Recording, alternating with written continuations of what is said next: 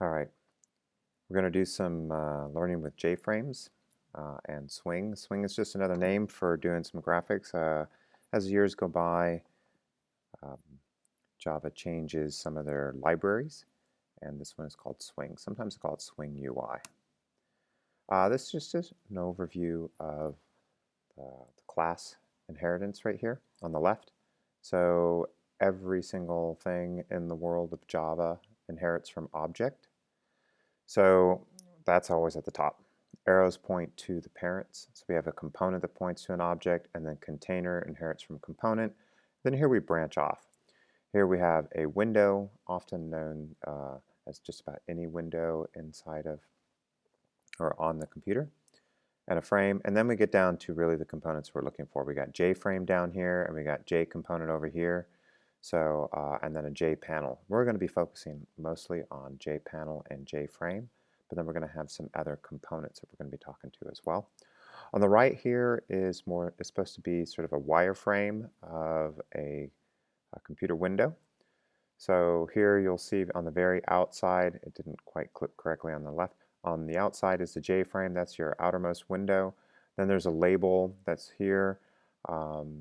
You would have a text area where someone could type in. You might have another label down here with another, or text area where people see text. A text field is where people type in. And then a button that someone can push. All right, let's get something a little bit better, a little more concrete on the right. I like this picture better. It's because I drew it. Again, the outer side where we have the JFrame, notice a little X, that gives us some context for it. We can have multiple panels in there. I like to call these sort of the dialogues. So when you interact with someone, we call that a dialogue, or oftentimes they're called a pop-up dialogue. In your frame window, you're going to have a dialogue, all the components, all the UI on the screen. And you may toggle between them. You may switch between different types of dialogues in your frame. At least the pattern that I've come up with is to have them all within a J panel. And then I might have multiple J panels on the screen at once, or I might hide one J panel and only show the other. And then it looks like I'm completely changing the J frame, but I'm really just changing the J panel. Here I have 3 buttons in my panel. So once you have a panel created, so this is my identifier, my J pane. I probably should have said panel. I'm going to add a new button. So this is how we would get 3 buttons onto this panel. There's layout of the controls. So you can see here I got my panels side by side and I've got my buttons stacked. How did they get there? All I did was add them. How do they know where to go? Well, there's a layout manager that you can associate with a frame, or you can also associate it with a panel. So what you want to do is you want to pick out the type of layout manager that is going to lay out the components on the screen in the way that you want. They have different levels of control in the way they lay out. A common one is a flow layout because it's really, really easy. It just lays out all the components kind of in a line. It looks pretty ugly, but it can work. A grid layout is also a pretty good one that allows you to set up a grid, sort of like a 3x3. And then as you add the components, they fit into that 3x3 grid in there. So you can see they have all these different layouts.